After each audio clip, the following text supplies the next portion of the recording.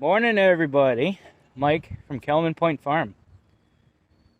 So, we got a little project going. And that project, I like to dub prepping for pigs.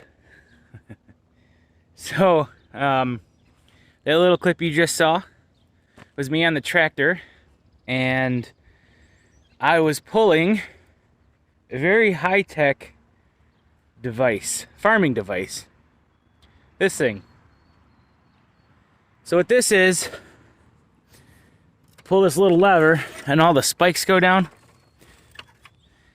And right where the pigs were grazing last year, they left clumps of grass and they rooted down. So I put that implement, I don't know what it's called, a drag? Spike drag?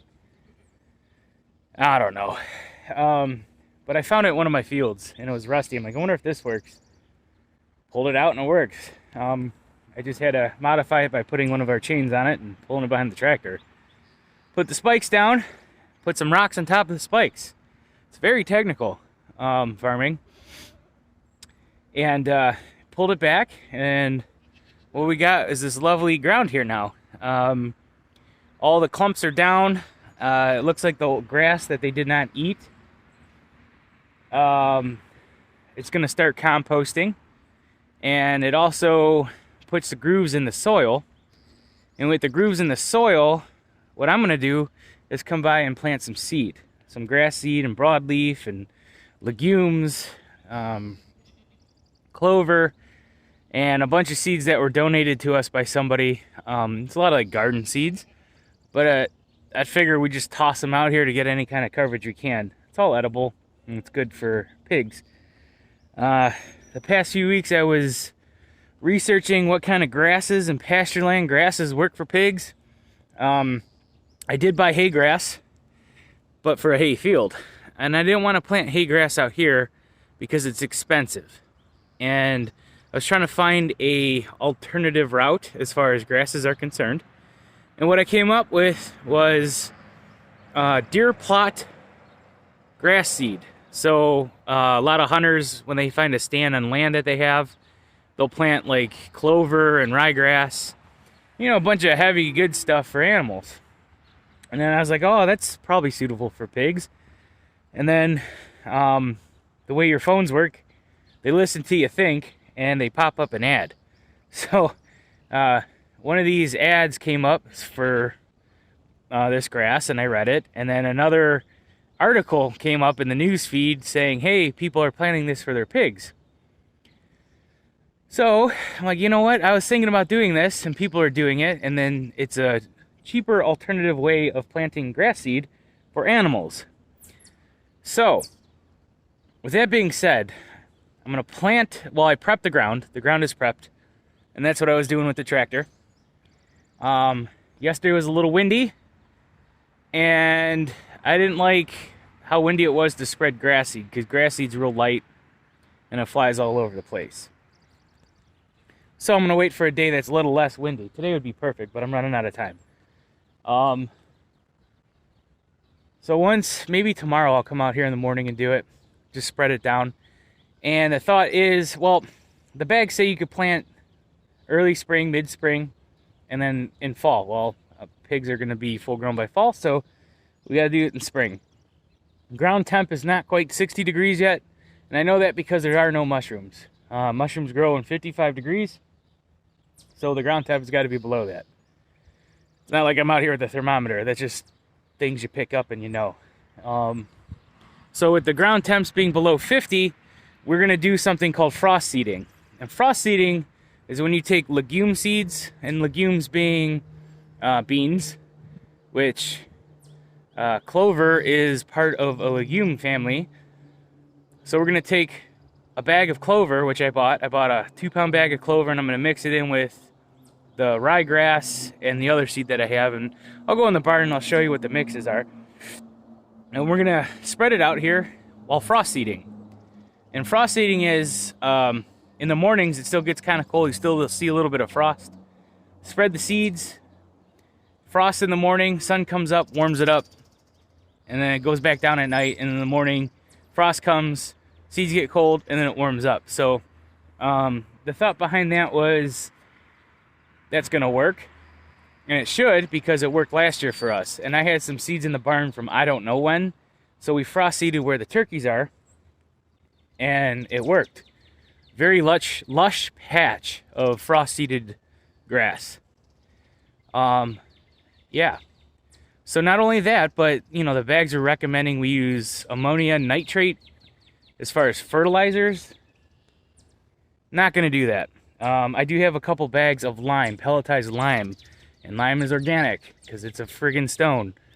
I might mix that in as well, or just go over it afterwards and just broadcast seed it, spread it. So we do need some lime in this field, and I have, I think, 150 or 200 pounds left, and I'll do it for the pigs. I was gonna do it with the hayseed, but I might not do that with the hayseed. I might throw it out here with the pigs. So we'll see.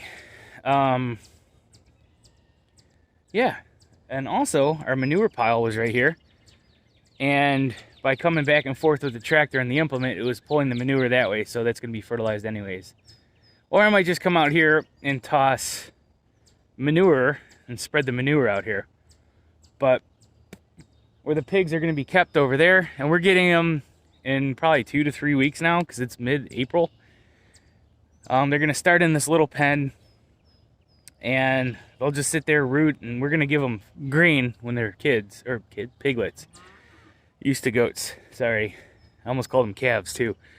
So when they're piglets, they're gonna be in the little area, and we're gonna set up electric lines. So that's hardwired in. And by hardwired, I mean hard fence. We have these hog panels. See? And then I got to put one up over there. I snuck it because we needed it for the goats. But, so this is like hard. So if the power goes out, they can't get through the electric lines. They're not trained to electric line yet. They're actually at an Amish farm, so they don't have electricity. So it worked out for us last year. And what we did was just put reels up along the perimeter, 2 lines, and when they'd go up to the lines, they'd get shocked. On the outside of the electric lines, we have the hard fencing, so if the power does go out or they get through it, they're not going to get out of the enclosure. We ran into that last year. We started them in the barn, and they got out, and they were across the street. It's like the first day we had them, I was about to take a shower, and they're, pigs are out, pigs are out, pigs everywhere. So we're going to avoid doing that this year. But yeah, we're going to keep them in this enclosure. We're going to let them eat and root, and we're going to give them grain to start, and then we're going to give them grain their whole life, but their primary food is going to be grain when they're starting. And then as they grow bigger, and they're getting used to the electric lines, we're bringing them out here, and we'll keep them in the electric lined area, just so they could pasture graze, and that's what they're going to be, is pasture pigs. But to do all that, I need to plant more grass, is what I'm getting to. So planting more grass is the big deal. Because the grass will grow, but it'll be patchy. And there's a lot of farmers out there, they go with silvopastures, which is a pasture that has trees in it. They let the pigs root around. I don't have silvopastures. I have this pasture. And the way they ate it down, I just want to overseed it and reseed it and make sure there's nutrient dense, broad leafy greens out here. So that's the thought. Yeah, I guess we'll go see the seeds. And yeah, this is my prepping for pigs, and it's gonna happen real quick. They'll probably be, so if we get them through May, they might be in their enclosure until about June, and then hopefully the grass will be grown and they'll be out here. So I guess I'll go show you the seeds that I have. All right, so for the seeds that I bought, I got 2 packages. And I'm assuming that's about anywhere between 1/4 and 1/2 acre of grassland that they were on, that I'm about to spread. So these are the bags that I got. All right, let me flip them over.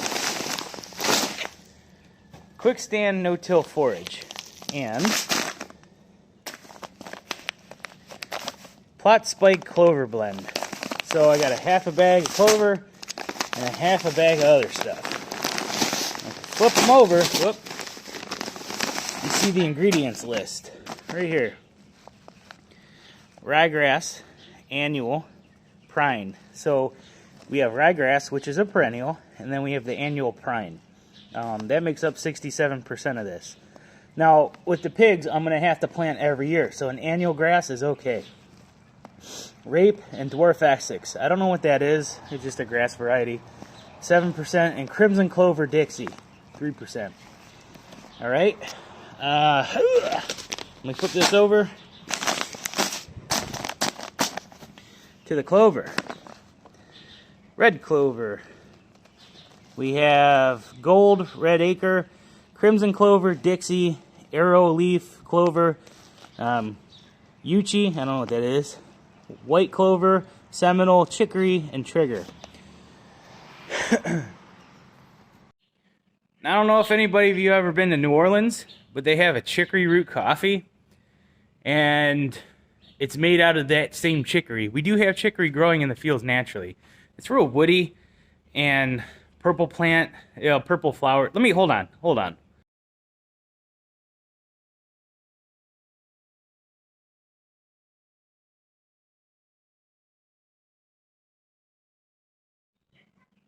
See? You've seen that. You have it growing in your yards, along roads, beds, and what people think is weeds is actually chicory. It is labeled weeds, but there's a lot of medicinal value. And the Southern soldiers in the Civil War used to use it as a coffee alternative because they had blockades from the north. They couldn't get coffee. So they used chicory weed. So when you go to New Orleans, they have coffee. It's chicory root coffee. And it's so strong and bold. If you like that kind of thing, I recommend looking into that. Cafe Du Monde, that is the coffee that is made out of chicory weed. And that's it right there. So we will be picking that we see in our fields, and we're going to be using that and trying to make our own coffee blend.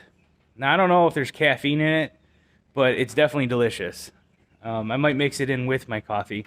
So, but yeah, chicory. It's a root. It's good for lots of different things. But yeah, I'm pretty excited for that. Not only that, I wonder if somebody moved my seeds. That got donated, so I gotta find them. But I have probably 20 pounds worth of random seeds. There's ryegrass, lots of wheatgrass. There's probably 5 pounds of wheatgrass. And it's wheat. And you could consume wheat. We consume wheat every day in bread. People use the wheatgrass before it gets mature and put that in drinks. It's real green. It's really healthy for you. But by the time the pigs get to it, it should be full grown and it should be the grain. So they're also getting that grain from the wheatgrass, which we planted. But it'll be a forage. We didn't harvest it. It's a forage grass. We also have basil, cilantro, peas, sunflowers. There's like lettuce mixes. So they're going to be getting that too. It's going to be really interesting to see what grows. So, and it might not, because I don't know how the seeds are, and they might not germinate, but I'm pretty sure some of them will germinate, and we'll probably have maybe a 60% production rate, or 60% growth. So we'll see what happens. I'm pretty excited about it. Yeah. So prepping for the pigs. This is probably another short video. Well, no. Excuse me. I am not going to publish this until we go out there and spread it, and I'll show you how we spread it. And maybe that might be tomorrow morning, because it's raining right now, and I don't feel like getting all my grass seed wet. And it just, yeah. We'll wait for a nicer day.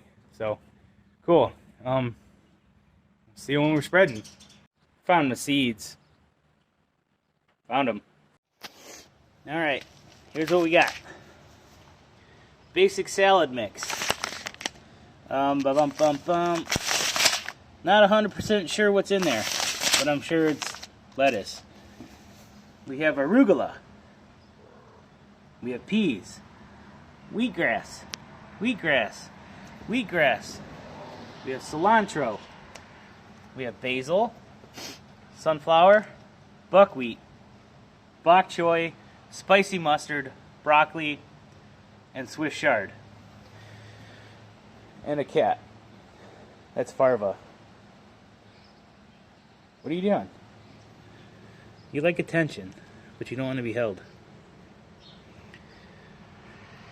He was following me out in the field.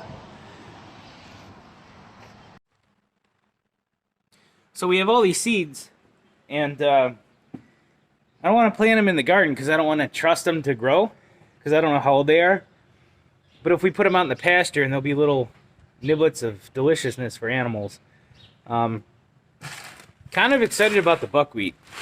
And with the buckwheat, I might put that out in the middle where the bees are. So if that grows to full, like till it flowers, the bees will get the buckwheat and start making buckwheat honey, which if you've never had buckwheat honey, it's a lot darker than your regular golden honey. Yeah, so I'm going to add this to our seed mix, mix it all up, and then spread it. And I'm going to come back with the pelletized lime and throw that down too. So, pretty excited.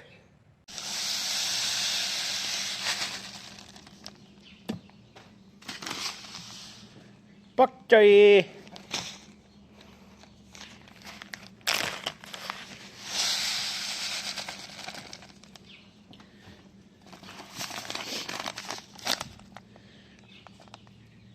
Basil!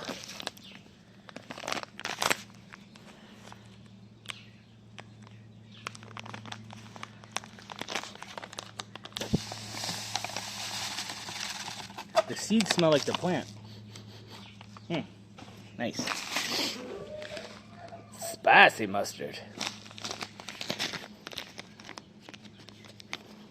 Mustard greens? I don't know. We'll see.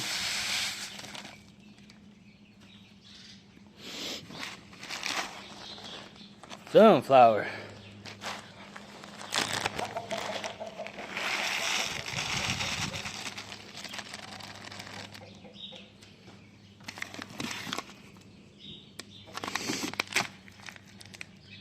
Wheatgrass.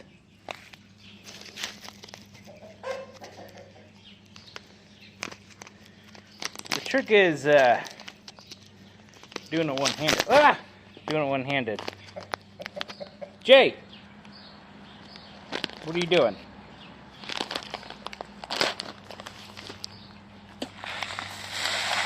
Oh, that's lovely.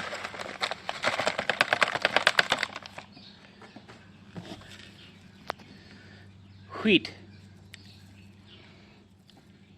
I guess if you puff them and add sugar, you got sugar smacks. Remember those? I don't know what they're called now. Or wheatgrass. Probably called like puffed wheat or something with sugar on top. Of course, they probably don't use sugar. They probably use some sort of corn sweetener or something. Oh, that's what he's doing. He's trying to get the cat food. More wheatgrass.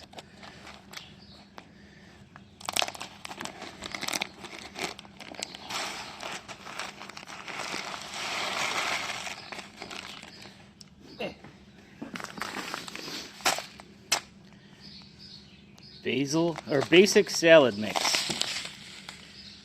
Kind of like I'm making a culinary delight for these pigs. Sorry, one-handed.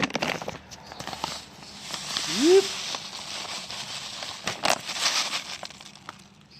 Oh, arugula. Now, if you're in the UK and you're watching this, which you probably aren't, because why would somebody in the UK watch this? But they call arugula rocket, because it's spicy.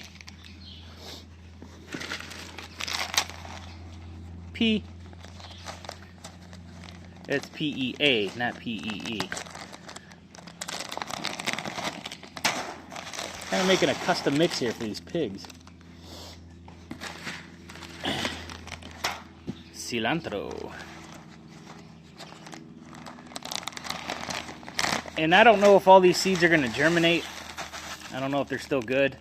So that's why we're putting it out in the pig pasture. I should have enough of grass seed to cover the area that we need. This is just a filler. Look at all that, it's pretty. Buckwheat. Ote. And if you don't get that reference, then I'm sorry for you. Okay. I got a pickle. I got a pickle. Hey, hey, hey, hey. Ugh. All right. So that's all our seed that we're putting in the bucket. That's not too heavy. And then what we're going to do is put it in this guy, walk it out there and spread it. But I'm also going to spread some high cal lime too. But I got to carry those down. Those are 50 pounds each. I think I had 250 pounds left over. I was going to put it on the hay when we do the hay, but I think I need it on this field. We had, hold on. All right.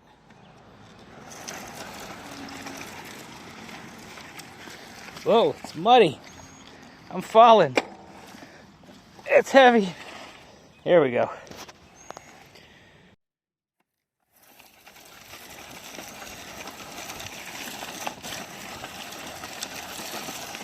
Yeah, it's coming nicely. Probably can't see it.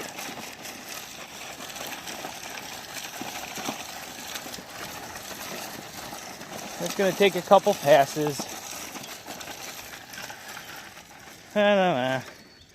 Gotta go way down there.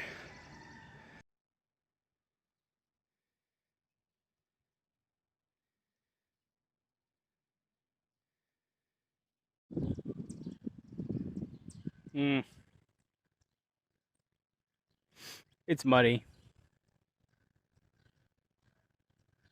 Well, at least the seed's down. I think I gotta get a little bit more to finish off the back corner. I didn't quite make it. It's also like super muddy out there.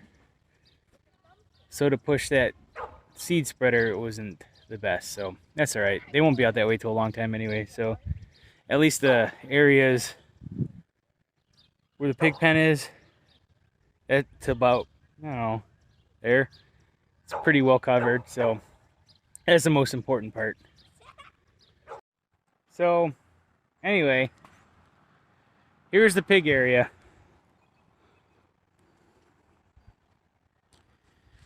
I got to put a couple more T-posts in, and then let me come over here.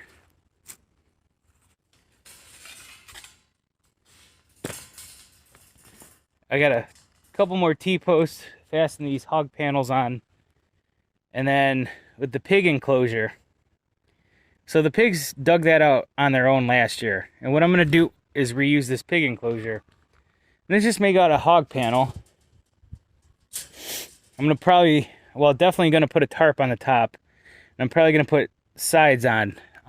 With the sides, I might do just plywood, just to keep the wind out. And where this is, it's underneath a couple trees here, right here. And when the leaves come out, it makes this thing pretty much waterproof. And then with the tarp, it does pretty well. So I'm going to take some hay, put it down here for bedding. I might actually, I might put a pallet in there. Yeah, I'll put a pallet in there so they could, well, I don't know if they'll be comfortable. But I'll put some hay in there for sure. They like to get dirty and stuff, so. It doesn't get real wet over here. So they should be out of the mud, which is good. You don't want them to sleep in the mud all the time. They got to have a place to get out of the mud. Put the electric lines around the perimeter of this pig pen. So there's electric lines there, there. I just got to put 2 in going around this little L. And I might just make those permanent.